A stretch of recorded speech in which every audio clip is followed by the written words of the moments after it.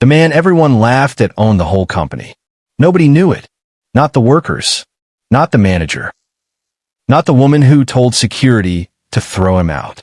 They saw dirty clothes. They saw old shoes. They saw a beard that looked like it had not been trimmed in weeks. They thought they knew his story. They were very wrong. By the end of that day, every person inside that store would wish they had treated him with simple respect. But that part comes later. Before we go any further, we'd love for you to hit that subscribe button. Your support means the world to us, and it helps us bring you even more powerful stories. Now let's begin. First, you need to meet the man behind the old coat. His name was David Brooks. David was 62 years old. People called him one of the smartest business leaders in America. His stores stood in almost every state. Millions of people shopped there every month. His face had appeared on business magazines many times. But almost nobody had met him in person. David hated attention. He never liked fancy offices. He never liked people acting different because of his money. He believed one simple thing. You never truly know a business until you stand where the customer stands. That belief made him do something strange every few months. He dressed like a poor man. Then he visited one of his own stores without telling anyone. No cameras. No assistants. No bodyguards. Only him. He wanted the truth. Not the polished version. Not the fake smiles. The real truth. That Friday morning, he picked one store in Ohio.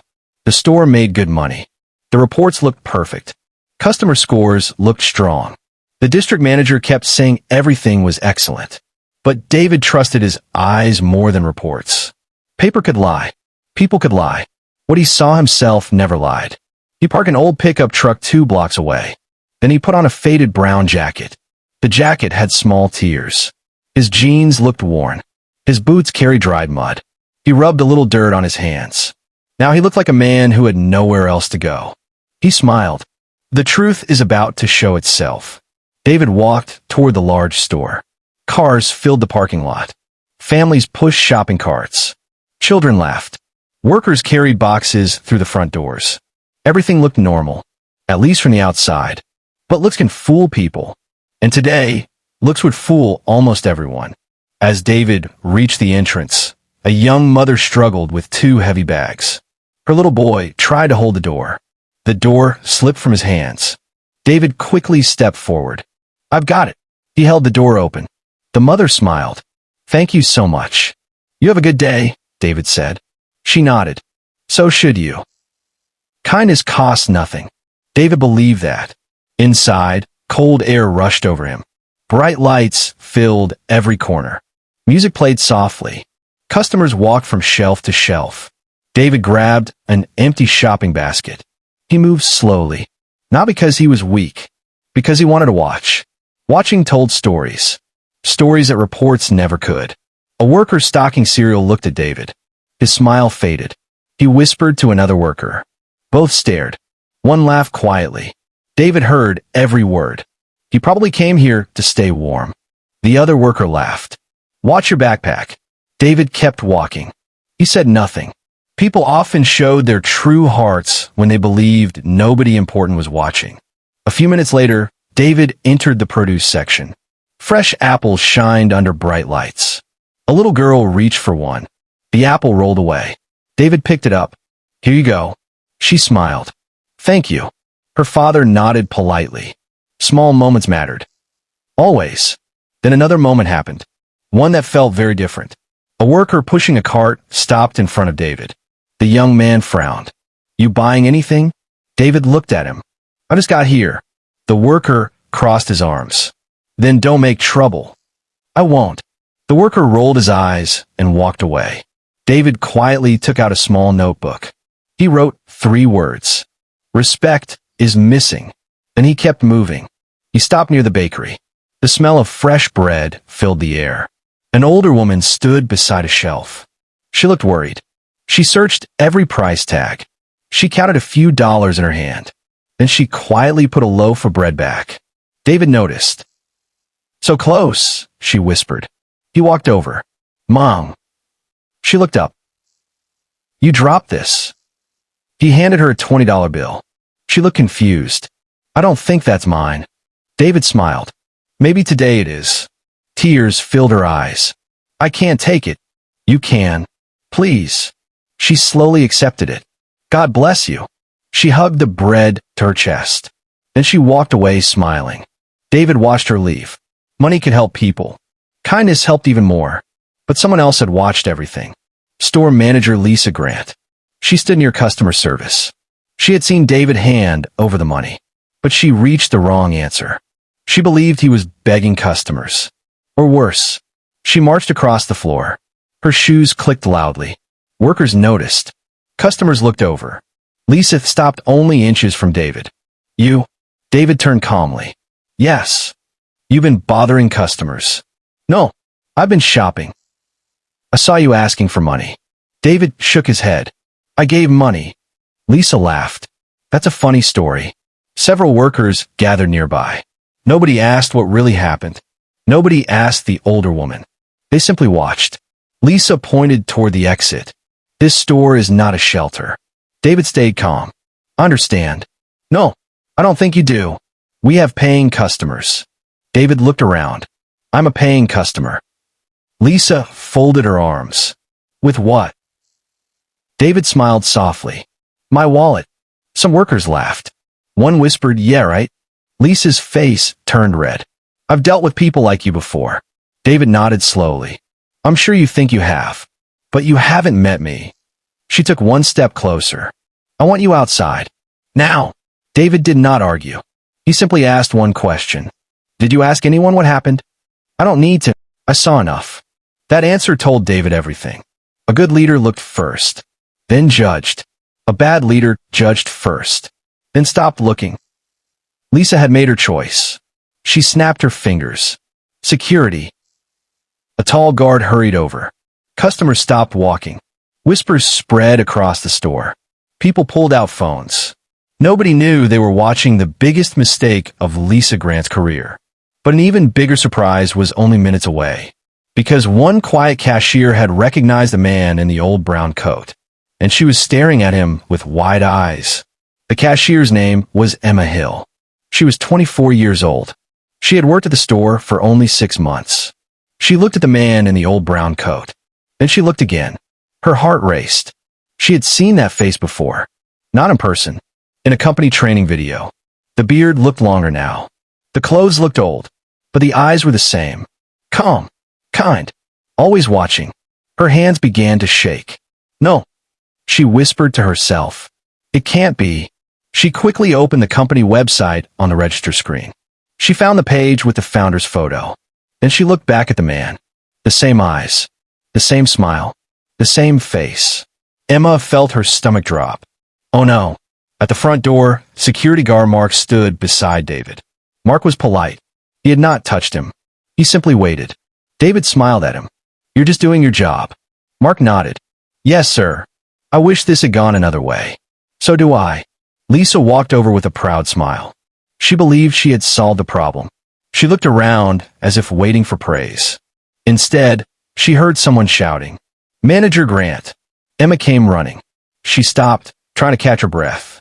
You need to stop. Lisa frowned. What is it now? Emma held up the screen. I think this man is Mr. David Brooks. Lisa laughed. No, he isn't. Emma swallowed hard. I checked twice. The founder. The owner. The billionaire. Silence. The words hung in the air. Nobody moved. Nobody spoke. Then several workers walked closer. They looked from David to the photo on Emma's screen. One worker whispered, they look exactly the same. Another worker turned pale. Lisa forced a laugh. This is some kind of joke. David reached into his old jacket. Slowly, calmly, he pulled out a worn leather wallet. Then he handed Lisa a simple card. She looked down. Her face lost all color. The card carried only a name. David Brooks, founder and chairman.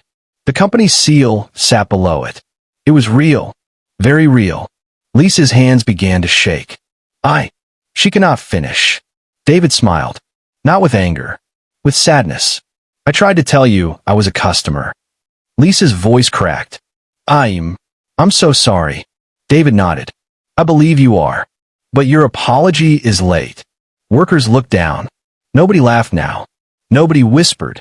The whole store felt different. David looked around. He spoke clearly. So tell me, what made you believe I did not belong here? Nobody answered. He asked again. Was it my coat? My shoes? My beard? Still silence. David nodded slowly. Clothes tell you very little. Character tells you everything. You never looked for my character. You stopped at my clothes. His words hit harder than shouting ever could. He turned toward the older woman with a loaf of bread. She had stayed near the door. She walked over. This man helped me. He gave me money. He asked for nothing. She held up the loaf. I can feed my family tonight because of him. Several customers nodded. They had seen it happen. Lisa closed her eyes. She knew the truth now. David looked at Emma. You checked before judging. Thank you. Emma smiled nervously. I almost missed it. But something felt wrong. David nodded. That feeling matters. Keep it. Then he faced every worker. I did not come here to catch people. I came here to learn. And today I learned something painful. He pointed toward the shelves. You have clean floors. You have full shelves. You have good sales. But your culture is broken. He let those words sink in. A business can make money. It can still fail. It fails when people lose respect. It fails when kindness disappears. People listen closely. No phones move now. Everyone wanted to hear him. David continued. A poor customer matters. A rich customer matters. A child matters. An old woman matters. A man in dirty clothes matters. Every person matters. Every single one. He looked at Mark. The security guard treated me with respect. He never pushed. He never insulted me. He asked questions. That is how professionals act. Mark lowered his head. Thank you, sir. David smiled. You honored this company today. Then he turned back to Lisa. I have one question. She nodded slowly. Anything, if I were truly homeless. He paused. Would you believe you treated me the right way? Tears filled her eyes. No, I would not. David nodded. Then the problem was never my identity. It was your choice. Lisa cried openly now. I failed. Yes, you did. But failure can teach. If we allow it. She wiped her eyes. I'll accept any decision. David stood quietly for a moment. The whole store waited. You are no longer the manager of this store. Lisa lowered her head. Understand. You will enter our customer care training program. You will spend 6 months working beside frontline staff. You will earn trust back. If you refuse, he paused. Your employment ends today. Lisa looked up. I won't refuse. I want to change. David believed people could change. If they wanted to. He nodded. I hope you do. Then he looked at Emma. Starting today, you are acting store manager. Emma froze. Me? You saw with your heart. You checked the facts. You stayed calm. Those are leadership skills. She smiled through happy tears. I won't let you down. I know. David spent the next hour walking through the store. This time nobody ignored him. But he did not want special treatment. He wanted honest conversations. Workers admitted they often judged people by their clothes. Others admitted they copied Lisa because they feared losing their jobs. David listened. He did not rush them. Truth takes time. Before leaving, he gathered everyone one last time. He spoke slowly. So many people spend money to build a good name. They buy ads. They build bigger stores. They print fancy signs. Then he shook his head. But one rude moment can destroy years of hard work. You don't build trust with walls. You build it with people. You build it one kind word at a time. He smiled. When the next person walks through these doors, I don't care if they wear a business suit. I don't care if they wear old boots. I don't care if they arrive in a sports car. I don't care if they walk here. Treat them with respect. They have earned that much. He placed the old brown coat over his arm. Then he walked toward the exit. The same doors. The same store. But everything inside had changed. As David stepped outside, he smiled. His test had revealed something painful. But it also revealed something hopeful. One cashier chose truth. One guard chose respect. And because 2 people chose to do the right thing, an entire store found a better path. The lesson was simple. Never measure a person by what they wear. Measure them by how they treat others. Because the richest thing anyone can own is not money. It is character. And unlike old clothes, character never goes out of style. If this story moved you, hit that like button and share it with someone who needs to hear it today. And if you haven't subscribed yet, now is the time, because this is only one of hundreds of powerful stories waiting for you on this channel. Your support keeps these stories alive. We'll see you in the next one.